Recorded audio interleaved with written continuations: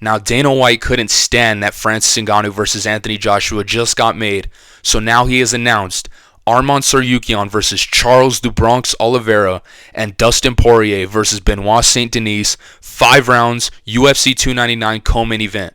Now, let's talk about these huge matchups that have just been made in the lightweight division. First, Benoit Saint Denis versus Dustin Poirier. Now, this is an extremely interesting fight in my opinion, and I think it's going to play out differently than people might think. A lot of people might think this might be an early finish. I don't really think so, With Dustin Poirier coming off of the KO loss versus Justin Gaethje, I think that he's going to be way more patient this time around, and I think Benoit's going to be doing the same. I know he rushed forward and put the pace on Thiago Moises, but I don't think he was too worried about the boxing, about the striking of Thiago Moises at all, So he was basically able to do whatever he wanted, to press forward, to take him down and break Thiago Moises, But I think he's gonna kind of be as patient as he was against Matt Frevola, right? Against Frevola, he was picking apart Frevola with the kicks, using his body kick to set up the head kick, which he eventually knocked out Frevola with. I could see Dustin Poirier and Benoit going out there, being extremely patient with each other, but the difference is the diversity in the attacks. I could see Benoit landing the way better kicks, the kicks to the body, kicks to the calves, also trying to set up the head kick that Gaethje finished him with, right? And I think the ultimate difference is going to be whenever it gets to the later rounds. I could see Benoit then mixing in the takedowns and mixing in the grappling as it gets to the later rounds, because Poirier has shown that if you pressure Dustin Poirier constantly, and I know I just said it's going to be a patient fight, but I could still see Benoit going forward and just slowly breaking down Dustin Poirier, and you can, kind of like how Charles Oliveira did, you know what I mean? Shots to the body, pressuring Dustin Poirier, eventually gassing out Dustin Poirier, taking his back and submitting him. I do believe that Benoit will submit Dustin Poirier in the 4th round of this fight. After a long, grueling, technical fight, it's going to pick up as it goes on, And Benoit is so good on the ground. I mean, he was able to break Thiago Moises, and Thiago's no slouch on the ground, man. I mean, Islam Makhachev couldn't beat Thiago Moises until the 4th round, and Benoit completely pressured him and broke him. And the way he was able to submit that Bonfim brother, I forget his first name, I don't want to get him confused, but the way he was able to submit one of the Bonfims and rear naked choke him in the 2nd round, I believe it was, it's extremely impressive to see what Benoit Saint Denis has been able to do on the ground. So I think he's way too well-rounded.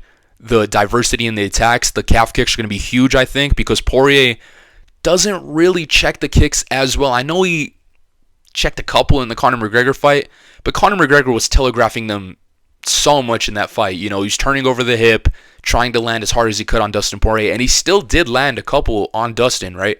I think Benoit is going to be a cold-blooded, hungry killer out there with the momentum that he's on, with the win streak that he's on. I just think Dustin Poirier, the hunger is questionable as well, right? And I just believe that as he starts breaking down Dustin Poirier, Poirier will eventually but he will eventually gas out, and Benoit's just going to be all over him on the ground, get the bag, and submit Dustin Poirier. It's sad. I like Dustin Poirier. He's a very entertaining fighter, very skillful fighter. I won't be surprised if he does pull this off. I just think there's too much danger for him to worry about on the ground. He's not going to be the pressuring fighter as we've seen before, especially after the Gaethje fight. So I definitely see Benoit breaking him not breaking him. I don't know why I keep saying that. I just sneezed. Had to cut that out. Sorry about that, but not break Dustin Poirier, as I was saying before. I just think he's going to be all over him in this fight, especially whenever it gets to the later rounds. And if he's grappling with Dustin Poirier, it's going to make Poirier gas out even more, like it was with Charles. And he will find that submission in the later rounds, I believe. So, yeah, man, it's a very interesting fight. It's going to be very entertaining, very technical, I believe. And Benoit, he's entering into his prime, man, and this is his era, it seems like. So, once he makes it into the top 5, we will begin to really see a new age of the lightweight division. Moving on, we now have Arman Tsarukyan taking on Charles Oliveira at UFC 300, probably on the main card, probably going to be a 3-rounder. Now, I am extremely worried for Charles Oliveira in this fight, but I still do believe that he will get this done, right? I mean, I think his style goes very well against Arman Tsarukyan. Let me explain. So, Charles Oliveira's last, I think it was 3 out of 4 opponents that he's faced, Islam Makhachev, Dustin Poirier, Benoit, Benil Dariush, they're all southpaws, right? And I think on the feet, that's who Charles really, he really does have an issue with southpaws. And I know he dusted Benil Dariush, but he doesn't really shoot the same attacks that he does whenever he's facing an orthodox fighter. You know, he doesn't really throw the outside calf kicks as much. He doesn't really throw his jab too much because the lead hand gets canceled out, right? But now Arman Tsarukyan is an orthodox fighter. He is way shorter and a shorter reach than Charles, right? He has great kicks, but with Charles' checking ability, with his Muay Thai stance, I think he'll be able to deal with whatever leg kicks, whatever body kicks Arman tries throwing at him. You know, I could see Charles going out there, pressuring him right away, front kick to the body. I mean, pumping the jab all day, spinning back kicks. I think he could even pull off, right? Chopping the lead leg of Arman Tsarukyan, you know. And I actually believe that Arman will probably. I do believe he'll grapple early in the fight, right? I think he'll do the same thing that Benil Dariush was trying to do, but I think he'll do it in a way more patient and calm way. You know what I mean?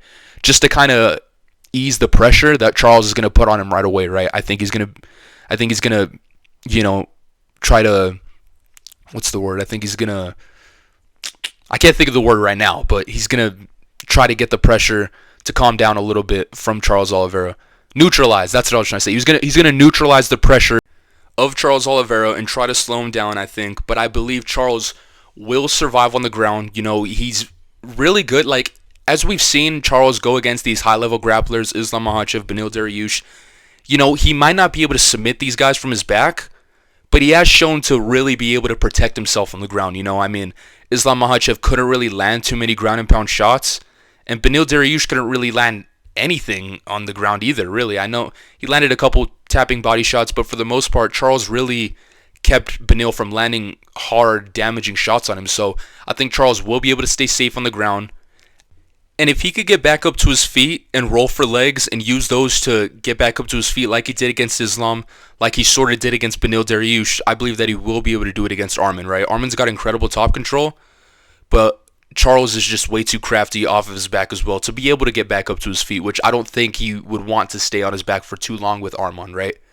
You know, and just with man, it's hard because Arman's tough. He's a very good fighter, but I do believe that Charles will be able to land something big in the later half of the second round, maybe land a check left hook as Arman goes for like a darting right hand or something, or a clean 1-2 that Charles will land on him. And then he'll be able to submit Arman Tsarukyan with a standing guillotine, with Arman being the shorter fighter. You know, I don't think Charles would risk pulling guard with a guillotine. I think he'll submit him standing, Lyoto Machida, John Jones type of thing, right? So it's an incredible fight. Will not be surprised one bit if Arman pulls it off either, right? I know I said the same thing about Dustin Poirier, but I'm confident Charles could win, but I am worried. Incredible matchup. Perfect matchup to put on UFC 300. Sorry if I kind of rushed through this video, guys. I just wanted to get this out right away for y'all. I seen the news last night, but I was so tired, and I'd released my other video for yesterday, and I was like, oh my gosh, there's no way I'm going to be able to make this now, but I got it out for you guys now. Let me know what you guys think about these matchups down in the comments below. Hope you guys are having a great day, great night. God bless you guys. Be safe. Yeah. Du Bronx. Illuminado by God. Peace.